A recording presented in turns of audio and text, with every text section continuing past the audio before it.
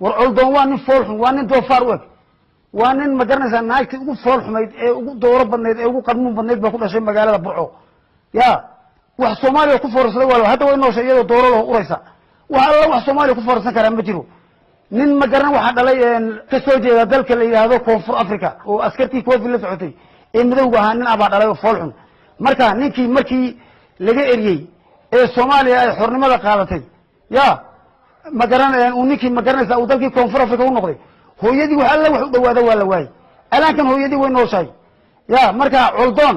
ninka leeyahay waa nin noocaas waxana qaba ninka leeyahay dabcasar baa qabo khaniisnimo ku qaba waxa alla wax cunaan ma haystaan waxa alla wax kulba gidaar bay isku qabaan dadka ka dawrsadaan ninka lagu leeyahay culdoon warwaayirada dabada saxarada ma xajisan karo dhuusada ma xajisan karo ya waxa alla wuxuu xajisan karaa ma jiro waa nin dhintay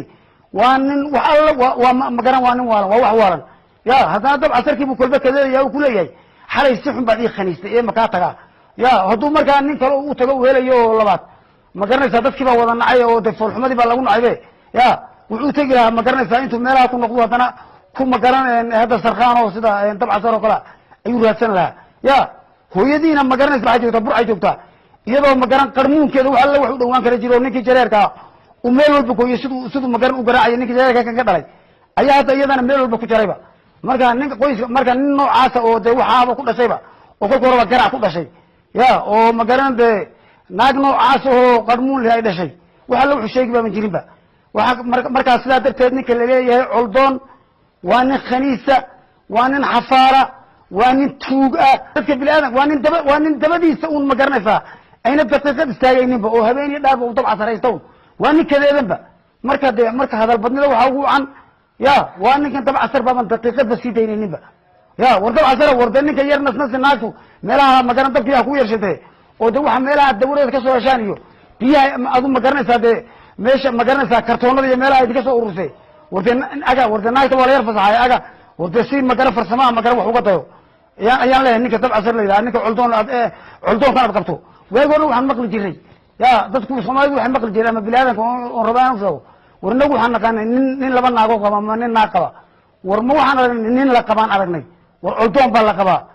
ya oo dabcasar baa qaba markaas sidaa darteed waxaan idin leeyahay Soomaalidu ninka culdoon la yidhaha khaniis dhali weeye naagtii ugu khaniisanayd baana ayaana dhashay waana itixaad waa al-shabaab haddana isagoo taagaasa ayuu rabaa dadka inuu waxaa baro dadka laba arrimood buu markaa dadka ugu yeedhaa khaniisnimada inuu baro uu rabaa khaniisnimada inuu baro ma garanaysa uu dadka Soomaalida geeska Afrika degan inuu khaniisnimada baro oo ma garan sidiisa la noqdo ayuu rabaa dhalinyarada